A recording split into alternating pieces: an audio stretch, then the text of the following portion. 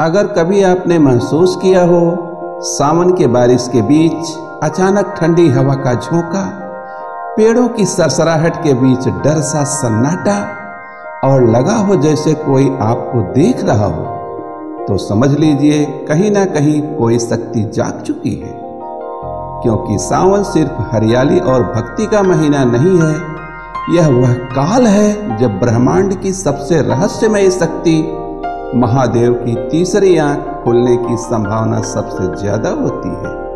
और जब वह तीसरी आंख खुलती है तो न सिर्फ त्रिलोक कांपता है, बल्कि वह भी डरते हैं जिन्हें अमरत्व प्राप्त है, अर्थात स्वयं देवता भी डरने लगते हैं। लेकिन क्यों खुलती है यह तीसरी आंख? क्या है इसका रहस्य? और सावन में ही क्यों जागती है यह अनंत ऊर्जा? चलिए उतरते हैं उस रहस्य की गहराई में, जहां ज्ञान, शक्ति और विनाश एक साथ मौजूद है। त्रिनेत्रधारी महादेव तीनों लोकों के साक्षी और तीनों कालों के ज्ञाता, उनके दोनों नेत्र से निकलता है शांति और करुणा। परंतु तीसरा नेत्र जब खुलता है तो न केवल असत्य भस्म होता है, बल्कि संपूर्ण ब्रह्मांड कांप उठता है। यदि आप इस वीडियो में डूब रहे हैं तो एक प्यारा सा लाइक जरूर करिए। आपकी एक लाइक हमारी मेहनत को संजीवनी दे देता है। तीसरी आंख यह कोई साधारण आंख नहीं है। यह नेत्र उस समय जागता है जब सृष्टि के नियमों को चुनौती दी जाती है, जब धर्म की सीमाओं को पार किया जाता है और जब स्वयं शिव के ध्यान में विघ्न डाला जाता है। आइए इसे एक कहानी के माध्यम से समझते हैं। एक समय की बात है जब महादेव अपनी तपस्या में लीन थे। पर्वत की गुफा में हिमशिला की चोटी पर वहां कोई समय नहीं था, कोई ध्वनि नहीं थी, केवल मौन था। शिव ने संसार से मुंह मोड़ लिया था। उनकी शक्ति, उनका तेज, उनका योग, सब कुछ एक ही बिंदु में समाहित था।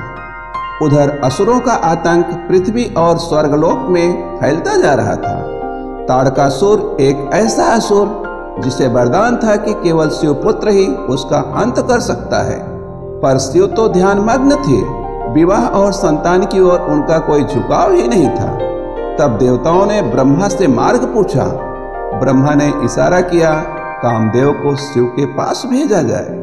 कामदेव जो प्रत्येक जीव में प्रेम और आकर्षण का संचार करते हैं, उनके पास कोई अस्त्र नहीं, केवल फूलों का बाण था, पुष्प बाण, जो हृदय को स्पर्श कर मोह में बांध देते हैं।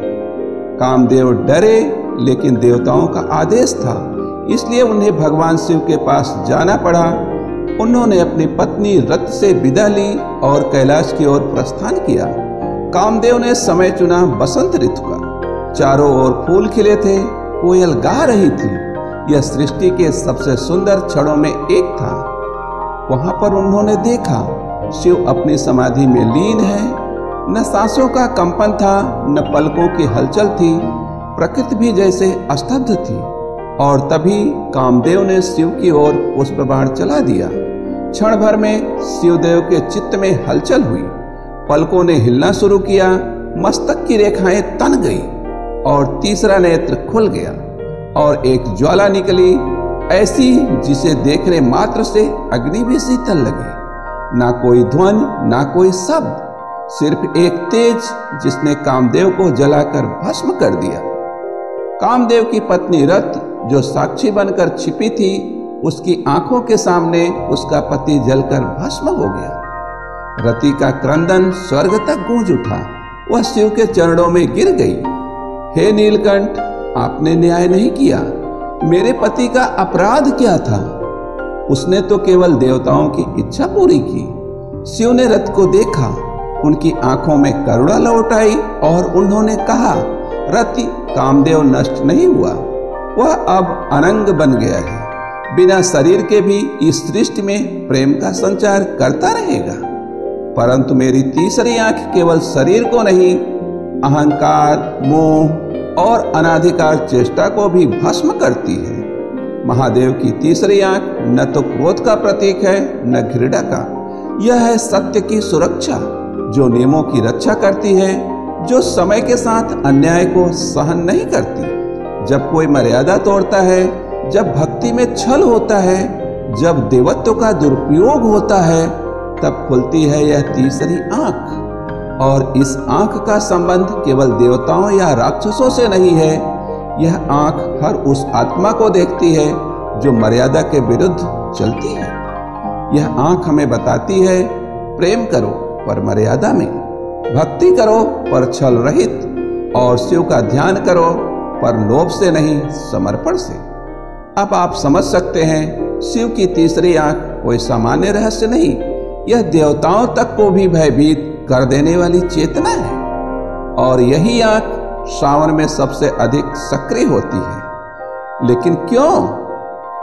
वह तीसरा नेत्र जो एक बार खुल जाए तो तीनों लोग कांपने लगते हैं। उस आंख का एक गहरा संबंध है सावन के महीने से, और यह संबंध इतना रहस्यमय है कि देवता भी इस महीने में शिव को प्रसन्न करने के लिए जल चढ़ाते हैं। सावन केवल वर्षा का मौसम नहीं है, यह वह महीना है जब प्रकृति देवत्व से संवाद करती है।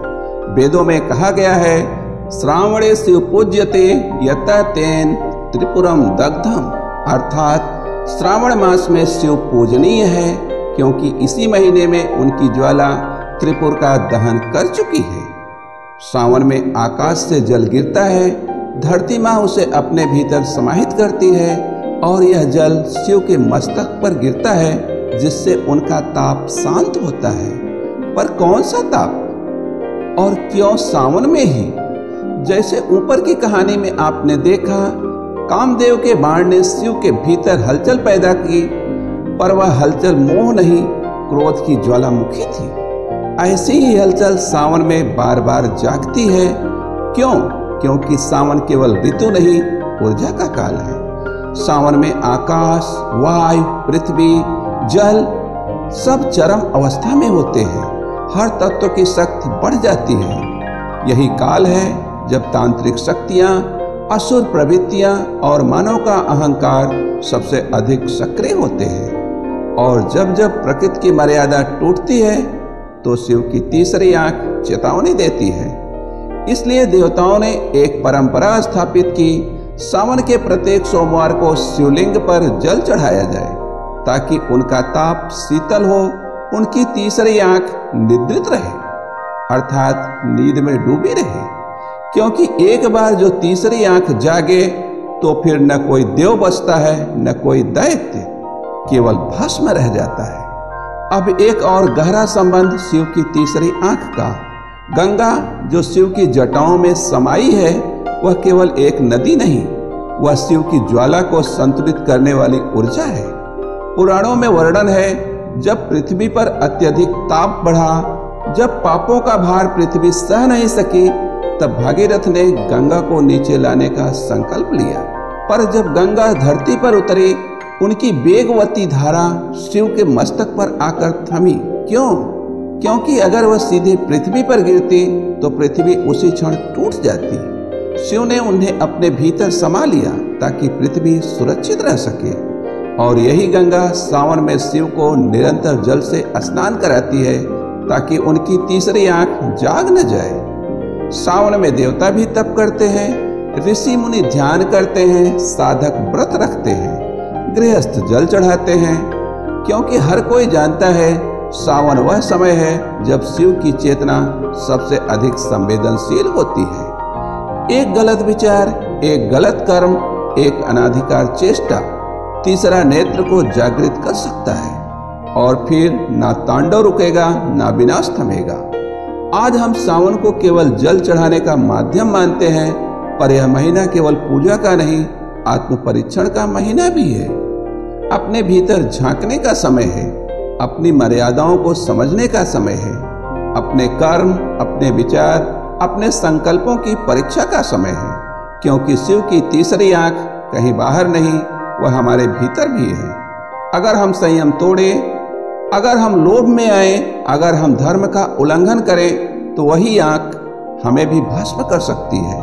क्योंकि जब कोई सीमा पार कर ली जाती है तो चेतावनी नहीं दी जाती, फिर केवल एक ही उत्तर होता है, तांडव। और तांडव कोई नृत्य नहीं, बल्कि सृष्टि के संतुलन की अंतिम परीक्षा है। जैसा आपने ऊपर कहानी में देखा, तीसरी आंख खुलती है केवल तब जब धर्म की मर्यादा लांघी जाती है। दूसरी कहानी में आपने समझा कि सावन का काल ही वह समय होता है जब यह ज्वाला अपने चरम पर होती है। लेकिन यह तांडव क्या है? तांडव केवल विनाश नहीं है, यह है सृष्टि का नवीनीकरण। जब पुराना असंतुलित अपवित्र हो जाए तो उसे मिटाना आवश्यक होता है ताकि नया संतुलित और शुद्ध जन्म ले सके। और शिव संपूर्ण ब्रह्मांड के एकमात्र ऐसे देव हैं जो विनाश को भी करुणा मानते हैं। आइए इसे एक कथा के माध्यम से समझते हैं। त्रिपुरासुर 3 नगरों के 3 राक्षस भाई थे। ब्रह्मा से उन्होंने वरदान प्राप्त किया था कि उन्हें केवल एक विशेष क्षण में ही मारा जा सकता है, जब तीनों नगर आकाश में एक रेखा में हो। इस बात से देवता भयभीत थे। वह क्षण लाखों वर्षों में एक बार आता था। शिव ने प्रतीक्षा की और जब वह समय आया, तीसरी आंख खुली। शिव जी रथ पर चढ़े, ब्रह्मा सारथी बने, विष्णु धनुष और अग्नि बाण बन गए और एक ही बाण में त्रिपुरासुर को भस्म कर दिया। लेकिन भस्म करना ही पर्याप्त नहीं था। उनके द्वारा फैलाए गए पाप, मोह और अधर्म की जड़ें संपूर्ण लोकों में फैल चुकी थी, जिसे मिटाने के लिए शिव ने तांडव किया।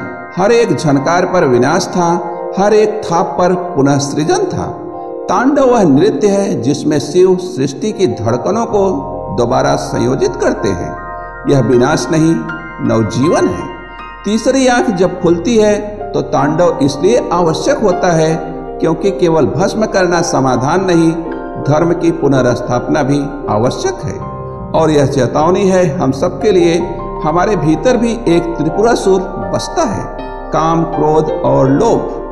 और जब यह तीनों एक रेखा में आ जाएं, तो हमारे भीतर भी तीसरी आंख जाग सकती है। पर प्रश्न यह है, क्या हम उस आंख को संयमित कर सकते हैं? क्या हम उसे शांत रख सकते हैं, या फिर हमें अपने जीवन में भी तांडव की आवश्यकता है? शिव की तीसरी आंख कोई भय नहीं, वह चेतावनी है। और तांडव कोई प्रलय नहीं, वह परीक्षा है। सावन का जल केवल जल नहीं, वह आपकी प्रार्थना है कि शिव की आंख शांत रहे, जिससे संतुलन बना रहे और यह सृष्टि धर्म, करुणा और सत्य के मार्ग पर चलती रहे। क्या आपके भीतर कोई त्रिपुरासुर छिपा है? क्या आप भी किसी अनदेखे तांडव के करीब हैं? वैसे मित्रों, अगर आप इस रहस्यमय यात्रा में हमारे साथ जुड़े हैं और अब तक चैनल का हिस्सा नहीं बने, तो एक छोटा सा दशकों पुराना अनुरोध है, कृपया चैनल को सब्सक्राइब जरूर कीजिए, बेल आइकन दबाएं ताकि अगली बार जब कोई और ऐसा ही अनकहा रहस्य लेकर आए तो आपसे छूटे नहीं। वीडियो पसंद आया हो तो कृपया लाइक करें और अपने उन साथियों के साथ शेयर करें जो शिव के इन अद्भुत रहस्यों से अब तक अनजान हैं। क्योंकि शिव की तीसरी आंख हमेशा बाहर नहीं, कभी कभी भीतर भी खुलती है। और याद रखिए, सावन का हर एक दिन एक साधना है शिव की तीसरी आंख को बंद रखने की। हर हर महादेव।